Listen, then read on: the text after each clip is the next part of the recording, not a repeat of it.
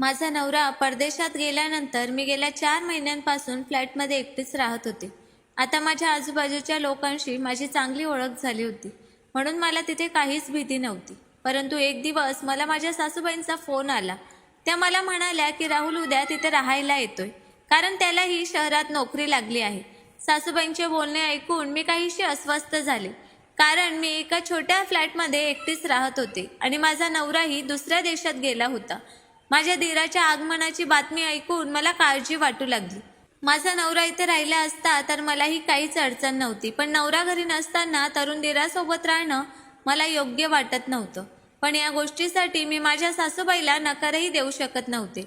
मग मी माझ्या नवऱ्याला महेशला फोन करून माझ्या सासूबाईंची माहिती दिली. यावर तो म्हणाला की ही चांगलीच गोष्ट आहे. जर राहुल तिथे आला तर मला तुझी काळजी करण्याची गरज राहणार नाही. मी म्हणाले, महेश, तुला कळतंय का तू काय बोलतोयस?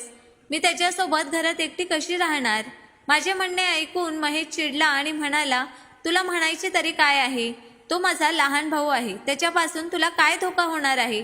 त्याने मला रागाने आणि धोकादायक शब्दांनी फटकारले की मी पुढे काहीच बोलू शकले नाही. मी फोन बंद करून ठेवून दिला. त्या रात्री मला झोपच येत नव्हती. मला सतत माझ्या नवऱ्याचा राग येत होता. माझ्या दीराच्या घरी येण्याने मी आनंदी नव्हते, कारण मला राहुल पहिल्यापासूनच आवडत नव्हता. महेश आणि मी आम्ही दोघांनी लहानपणापासूनच ठरवले होते की आम्ही एकमेकांशी लग्न करणार, कारण माझ्या आईने तिची जिवलग मैत्रीण सुमित्रा यांचा मुलगा महेश सोबत माझे लग्न माझ्या लहानपणी निश्चित केले होते. मी लहानपणापासूनच महेश आणि राहुल या दोघांनाही चांगलेच ओळखत होते.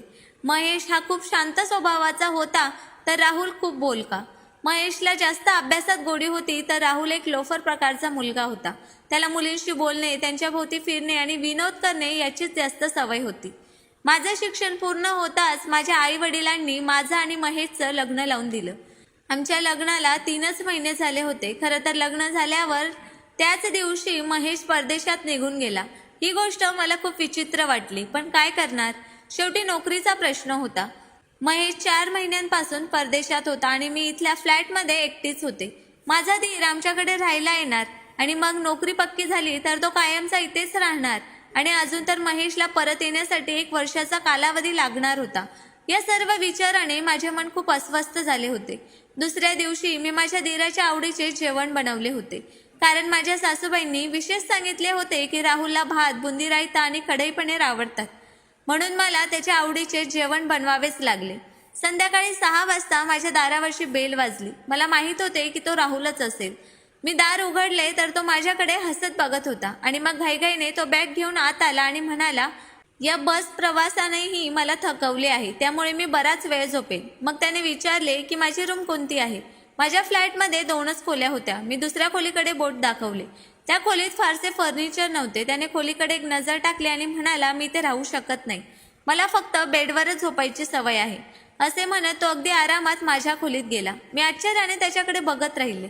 तेव्हा मी त्याच्याशी वाद घालण्याच्या मनस्थितीत नव्हते की तो काय विचार करेल की वहिनी येताच वाद घालू लागली. मी जेवण गरम केले तोपर्यंत तो आंघोळ करून परत आला होता. आवडीचं जेवण बघून तो आनंदी झाला आणि म्हणाला की तुझ्या हाताला छान चव आहे. आज पहिल्यांदाच मी तुझ्या हातचं जेवण खाल्लं आहे, कारण तू लग्नानंतर लगेचच शहरात आली होतीस. एवढं बोलून तो म्हणू लागला की मी तुझ्यासाठी गिफ्ट आणले आहे, चल मी तुला दाखवतो. असं म्हणत बिनधास्तपणे त्याने माझा हात धरून मला खोलीत नेले. मी रागाने म्हणाले, सोड माझा हात, मला आधी गिफ्ट दाखव. मग त्याने मला एक फॅन्सी सूट दिला. तो म्हणाला, मी तुझ्यासाठी सूट घेतला आहे. रात्री राहुल खोलीतच झोपला आणि मला खोलीतील सोप्यावर झोपावे लागले. तेव्हा मला वाटले की मी दुसऱ्या दिवशी राहुलला सांगेल की मला माझ्या खोलीची सवय झाली आहे. त्याला अडचण वाटत असेल तर हॉलमध्ये सोफा ठेवून ड्रॉइंग रूमला स्वतःची खोली करून घ्यावी. तो किती दिवस थांबणार होता माहीत नाही. मी सकाळी उठून बाहेर आले तेव्हा तो निघून गेला होता, पण दुपारी तो अगदी आनंदाने घरात शिरला. माझी नोकरी पक्की झाली आहे, मी उद्यापासून जॉईन होईन असं म्हणत तो सोफ्यावर अगदी लोफर स्टाईलमध्ये बसला आणि म्हणाला की मी खूप थकलो आहे, 1 कप चहा कर. मी त्याची मोठी वहिनी होते, पण त्याची अरेतुरीची भाषा होती. खरे तर मोठी वहिनी ही आईच्या ठिकाणी असते. मी त्याच्यासाठी चहा केला आणि त्याला सांगितले की मला माझ्या स्वतःच्या खोलीची सवय आहे, म्हणून तू ड्रॉइंग रूमला तुझी खोली बनव. परंतु तेव्हा तो मला जे काही म्हणाला त्याने मला त्याचा अधिकच राग आला. तो मला म्हणाला की हवं तर आपण एकाच खोलीत ॲडजस्ट होऊ शकतो. आणि हे ऐकून माझं डोकं चक्रावलं होतं. मी त्याच्याकडे रागाने पाहिले तेव्हा तो हसायला लागला आणि म्हणाला की तो विनोद करतोय. मी उठून किचनमध्ये जाऊ लागले तेव्हा तो मला म्हणाला की तू रागवलीस तर खूप सुंदर दिसतेस. असं म्हणत त्याने हसायला सुरुवात केली. त्याच्या बेताल वागण्यामुळे मला त्याला सरळ सांगावेसे वाटले की त्याच्या शिष्टाचार नाही, पण मी काहीच बोलू शकत नव्हते. दुसऱ्या दिवशी राहुल घरी येण्यापूर्वी मी जेवण बनवले आणि माझ्या खोलीत गेले आणि खोलीचे दार लावून घेतले. मला वाटलं की जेव्हा तो जेवून जाईल तेव्हाच मी माझ्या खोली बाहेर निघेल, पण जेव्हा तो माझा दरवाजा ठोठवू लागला तेव्हा मला आश्चर्य वाटले. मी दार उघडले तर तो म्हणाला, जेवण टेबलावर ठेव.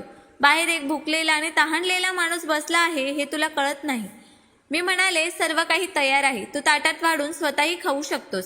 माझे म्हणणे ऐकून तो नाही मध्ये मान हलवू लागला आणि म्हणाला की मी खूप काही करू शकतो, पण हे बोलून तो पुन्हा हसायला लागला. मला त्याचे असे हसणे विचित्र वाटले आणि मग तो माझ्या जवळ आला आणि म्हणाला की मला या गोष्टी करण्याची सवय नाही, त्यामुळे तुला त्रास होईल, पण तुला या सर्व गोष्टी कराव्याच लागतील. चल पटकन येऊन जेवण दे, मला खूप भूक लागली आहे. मी ताट वाढले आणि माझ्या रूममध्ये जाऊ लागले. मग त्याने विचारले, हे काय आहे, इथे माझ्यासमोर बसून खा, मी तुला खाणार नाही. एवढे बोलून तो पुन्हा हसू लागला. तो म्हणाला, तू माझी वहिनी आहेस, पण तू माझ्याशी बोलत नाहीस, म्हणून मला खूप कंटाळा आलाय. मला वाटतंय भाऊही दुसऱ्या देशात पळून गेला आहे, कारण तू त्याच्याशीही अशीच वागली असशील, म्हणूनच तो आपला जीव वाचवून निघून गेला. मी म्हणाले की तू तुझं स्वतःचं काम कर ना, तुला खायला मिळत आहे ते खा. मी कुठे बसते, काय करते, काय करत नाही, याने तुला काय करायचे आहे. मला रागाने बोलताना पाहून तो पुन्हा हसायला लागला आणि म्हणाला, असे बोलू नकोस, मी तुला हे आधीही सांगितले आहे की तू रागवलीस की खूप छान दिसतेस. मी म्हणाले, तुला लाज वाटत नाही का?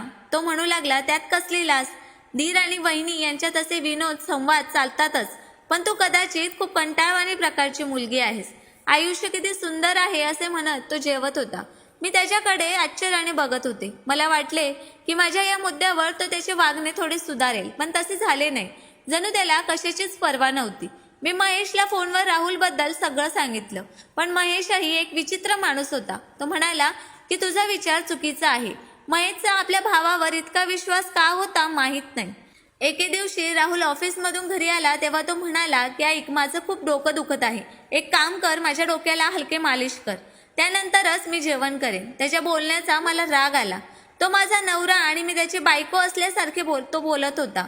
आजपर्यंत त्याने मला कधी वहिनी म्हटले नव्हते. मी म्हणाले की तू काही पेन किलर घे, मग डोके दुखणे थांबेल, पण तोही ठाम झाला. तो म्हणाला, नाही, फक्त तूच माझ्या डोक्याला मालिश कर, तरच माझी डोकेदुखी बरी होईल आणि मगच मी जेवण करेन, नाहीतर मी उपाशीच झोपेन. बळजबरीने मी तेलाची बाटली घेऊन त्याच्या खोलीत गेले आणि त्याच्या डोक्याला तेलाने मालिश करू लागले. तो बेडवर पडलेला होता आणि मी त्याच्या दुसऱ्या साईडवर त्याच्या डोक्याला मालिश करत बसले होते. तो माझ्याकडे टक लावून पाहत होता. त्याला असे पाहून मला राग यायला लागला. मी म्हणाले, तू आरामात मसाज करून घे आणि नजर खाली ठेव, माझ्याकडे असे टक लावून काय पाहत आहेस? माझे बोलणे ऐकून तो मोठ्याने हसला आणि म्हणाला की मी पाहतोय की तू किती निरागस आणि सुंदर आहेस. मी रागाने तेलाची बाटली ठेवली आणि खोली सोडू लागले. तेव्हा तो हसत म्हणाला, अरे मी फक्त गंमत करत होतो, पण मी त्याचे काही ऐकले नाही आणि रूमच्या बाहेर आले. दार बंद करण्यापूर्वी मी म्हणाले की जेवण टेबलावर आहे, ते खा, मी आता झोपणार आहे. मी माझ्या खोलीत आले, दार लावून घेतले आणि बेडवर पडले.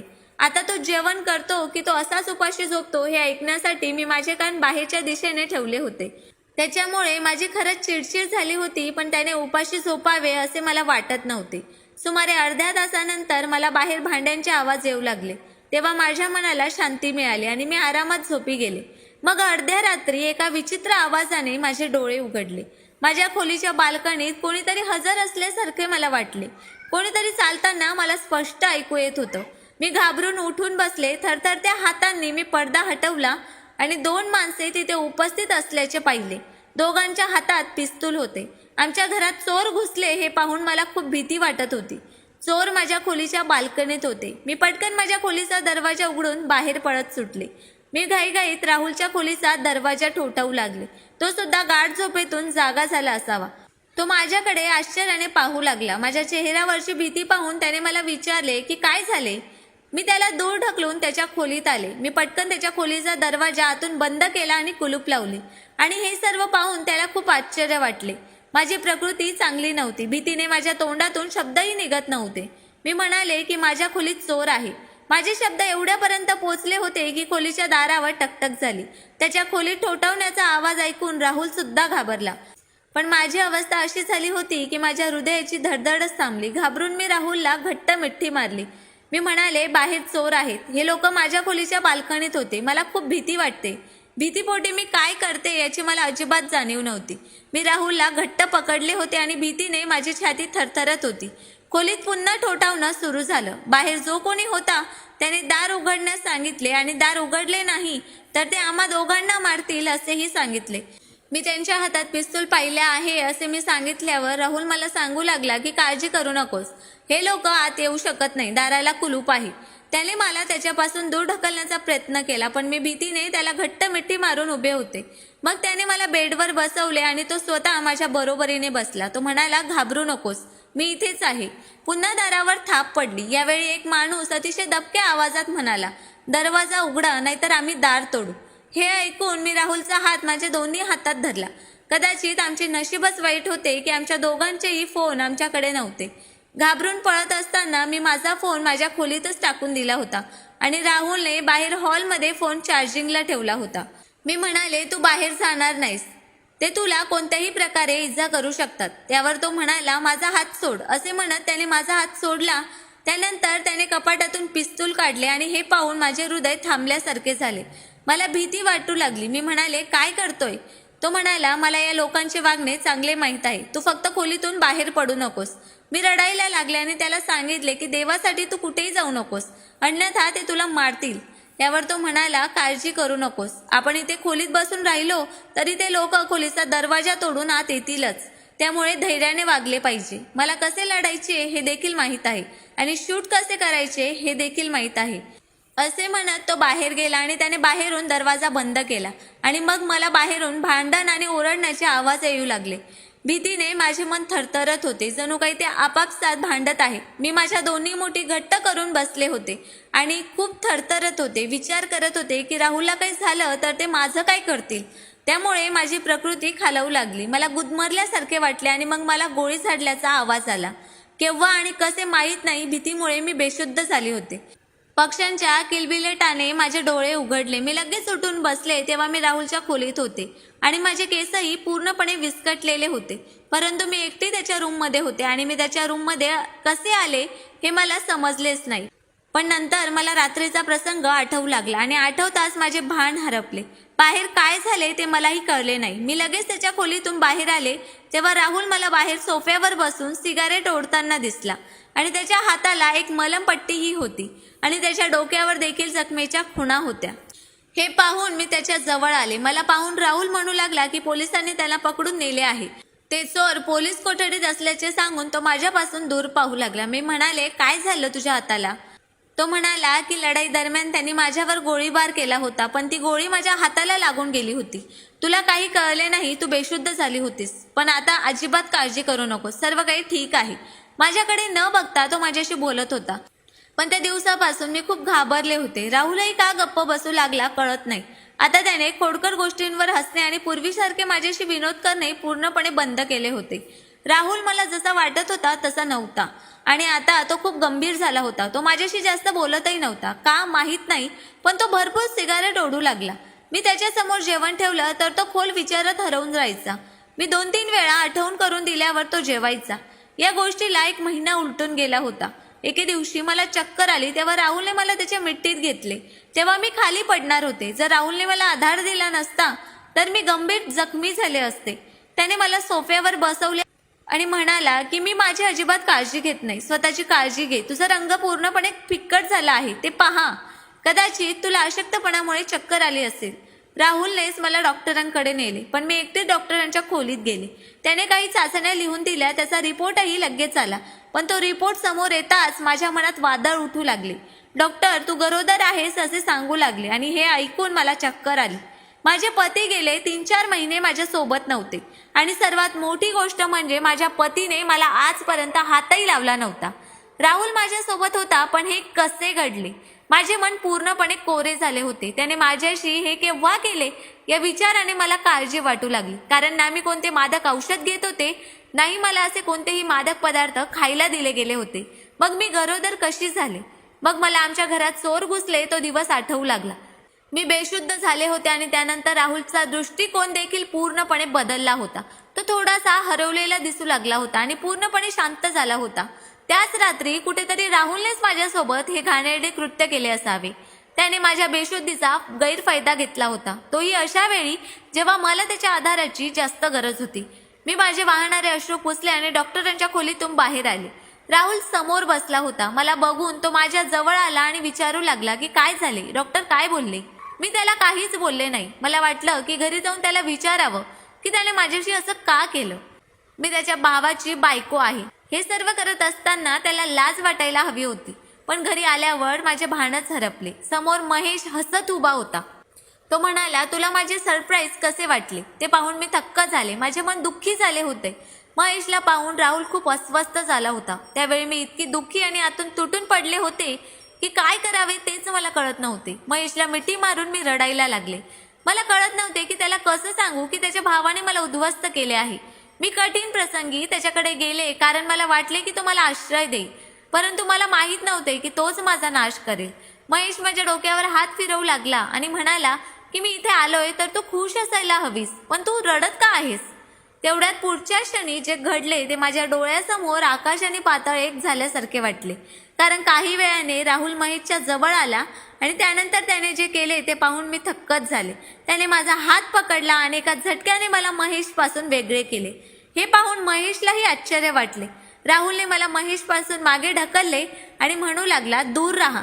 तेव्हा राहुलची बोलण्याची शैली अतिशय कडक होती. महेशला ताण जाणवला आणि तो म्हणाला, ही काय असभ्यता आहे. हे तू काय बोलतोयस. तू असे कसे करू शकतोस. आणि त्यानंतर राहुल जे काही बोलला त्याने माझ्या पायाखालची जमीनच निघून गेली. तो म्हणाला, मी काय बोलतोय ते तुला चांगलंच माहीत आहे. ती माझी पत्नी आहे, तुझी नाही, आणि हे विसरू नकोस. त्यामुळे माझ्या बायकोला स्वतःपासून दूर ठेव. तिच्या जवळ जाण्याचा प्रयत्नही करू नकोस. आणि त्याच्या तोंडून हे शब्द ऐकून मी कधी राहुलकडे तर कधी महेशकडे आश्चर्याने बघत होते.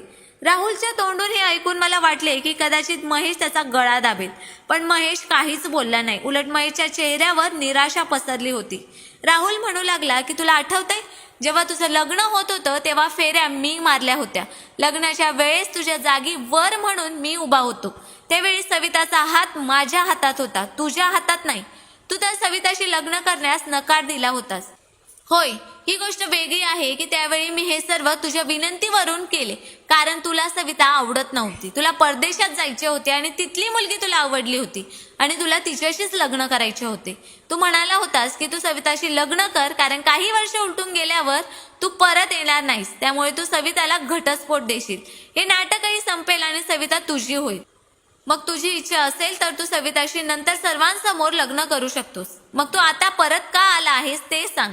तुझे तर एका परदेशी मुलीवर प्रेम होते ना, आणि तू तिच्याशी लग्न करणार होतास. मग तू एकटा का आलास. तू त्या मुलीशी लग्न का केलं नाहीस. हे सर्व ऐकून मी माझे दुःख विसरले होते. हे सगळं मी काय ऐकत होते. त्या मुलीने मला फसवले असे महेश म्हणू लागला. मी परत आलो आहे म्हणून तू आता सविताला घटस्फोट दे. मी तिच्याशी लग्न करेन. हे ऐकून मला मी खेळणं असल्यासारखं वाटलं. मी म्हणाले, तुम्ही हा कोणता खेळ रचला आहे. एक भाऊ लग्नाच्या वेळेस दुसऱ्या भाऊला आणून हजर करतो आणि आता घटस्फोट मागतो. मग दुसरा भाऊ येऊन माझ्यासोबत वेळ घालवतो. मला न सांगता माझ्याशी असा घृणास्पद खेळ खेळला जातोय. हे मला कळलेच नव्हते. हे ऐकून राहुल आणि महेशही दोघेही आश्चर्यचकित झाले. मी ढसाढसा रडायला लागले. मी माझ्या पर्समधून रिपोर्ट काढला आणि त्यांच्या दोघांच्या तोंडावर फेकला. महेश राहुलला म्हणू लागला की हे काय केलंस. तुला लाज वाटली नाही. यावर राहुलचे शब्द आणखीनच मोठे झाले. तो म्हणाला की ती माझी पत्नी आहे, त्यामुळे मला माझ्या कोणत्याही कामाची लाज वाटत नाही. त्यावेळी माझ्या मनात सवितासाठी काहीच नव्हते, पण आता आम्ही सवितावर प्रेम करू लागलो आहे आणि तिच्याशिवाय जगण्याचा विचारही करू शकत नाही. असे म्हणत त्याने माझा हात धरला आणि मला घराबाहेर काढले. मी म्हणाले, माझा हात सोड. मलाही तुझ्यासोबत राहायचे नाही. तू फसवून माझ्याशी लग्न केले आणि मग माझ्या बेशुद्धीचाही फायदा घेतला. पण राहुलने माझे ऐकले नाही आणि मला गावी आणले. मी माझ्या सासू सासऱ्यांना आणि आई वडिलांना संपूर्ण हकीकत सांगितली. संपूर्ण सत्य जाणून सर्वांनाच मोठा धक्का बसला. सर्वजण महेश आणि राहुल बद्दल वाईट बोलले. माझ्या सासूबाईंनी महेशशी बोलणेच बंद केले होते. महेशही कधी गावात आला नाही. त्याच फ्लॅटमध्ये राहून तो काही नोकरी करू लागला. इथे राहुलने माझी खूप काळजी घेतली, परंतु मी त्याच्याशी कधीच नीट बोलले नाही. माझ्या बोलण्याचं त्याला वाईट वाटलं नाही. त्याने माझी खूप काळजी घेतली. पण 7 महिन्यांनी मी मृत मुलाला जन्म दिला. मुलाचा जन्म अकाली झाला होता, म्हणूनच तो जिवंत नव्हता. जेव्हापासून मी शहरातून गावात आले तेव्हापासून मी खूप चिंतेत होते. मी नीट खातही नव्हती आणि खूप उदास होती. कदाचित यामुळेच मी वेळेआधीच मुलाला जन्म दिला असावा. मी आजारी पडताच राहुलने मला शहरातील एका चांगल्या हॉस्पिटलमध्ये नेले. माझी प्रकृतीही चांगली नव्हती आणि जेव्हा मी थोडी बरी झाले तेव्हा राहुलने माझ्या समोर DNA रिपोर्ट ठेवला, ज्यावरून हे सिद्ध झाले की ते मूल त्याचे नाही. तो म्हणाला, ज्या रात्री ते दरोडेखोर आले त्यांनी माझ्या हातावर गोळी झाडली आणि पिस्तूल माझ्या डोक्याला मारला आणि मी बेशुद्ध झालो. पुढे काय झाले माहीत नाही, पण शुद्धीवर आल्यावर दोघेही घराबाहेर पडले होते. खोलीचा दरवाजा तुटलेला होता आणि मी खोलीत आलो तेव्हा तुझी अवस्था पाहून मला समजले की त्यांनी तुझ्याशी काहीतरी चुकीचे केले आहे. तू अगदी वाईट अवस्थेत बेडवर पडली होतीस. मीच तुझे कपडे ठीक केले होते. जेव्हा मी तुझा रिपोर्ट पाहिला तेव्हा मला वाटले की हे सर्व स्वीकारण्यास योग्य आहे, कारण त्यात तुझा काही दोष नव्हता. जे काही घडले तो एक अपघात होता. राहुलच्या बोलण्यावर मी दगड होऊन त्याच्याकडे पाहत होते. मला त्यावेळी देवाचा आभार मानावेसे वाटले होते की त्यांनी मला राहुलच्या रूपात इतका चांगला नवरा दिला आहे.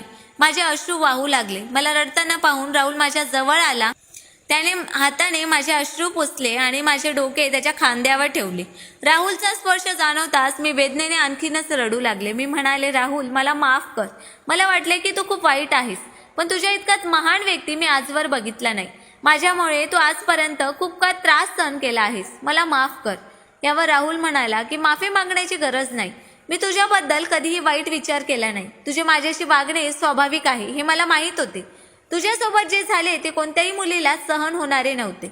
आता माझ्या मनात राहुलबद्दल खूप प्रेम होतं. घरी आल्यानंतर राहुलने माझी खूप काळजी घेतली. हळूहळू माझी तब्येत चांगली होत गेली आणि त्यानंतर मी राहुलला माझा नवरा म्हणून आनंदाने स्वीकारले. आम्ही दोघे एकमेकांवर इतके प्रेम करतो की लोक आमच्या प्रेमाची उदाहरणे देतात. मी राहुलच्या सहवासात खूप आनंदी आहे आणि आनंदी जीवन जगत आहे. तर मित्रांनो, स्टोरी कशी वाटली ते कमेंट करून नक्कीच सांगा. आम्ही नेहमीच तुमच्या कमेंट्स आणि लाईकची वाट बघत असतो. आणि स्टोरी आवडली असेल तर चॅनलला सबस्क्राईब करायला पण विसरू नका. धन्यवाद.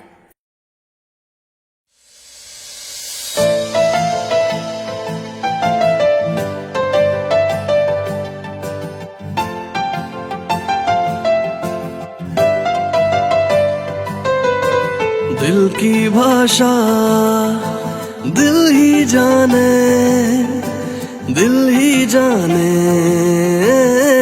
दिल की भाषा.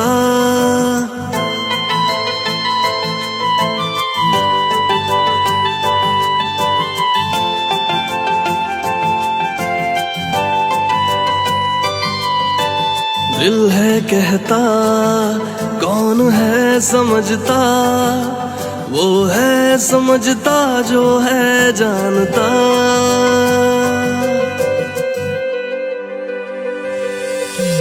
दिल की भाषा दिल ही जाने, दिल ही जाने दिल की भाषा.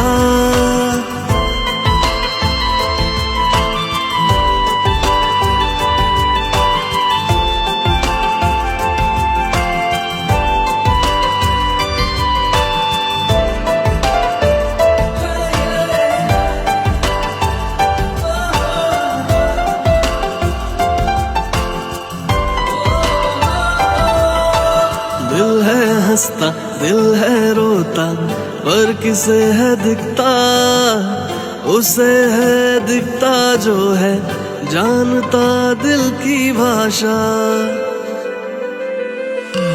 दिल की भाषा दिल ही जाने, दिल ही जाने दिल की भाषा.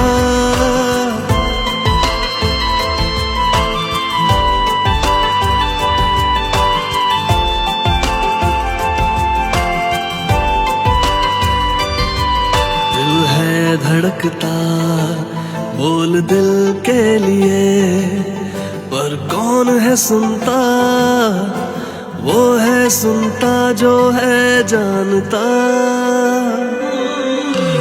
दिल की भाषा दिल ही जाने, दिल ही जाने दिल की भाषा.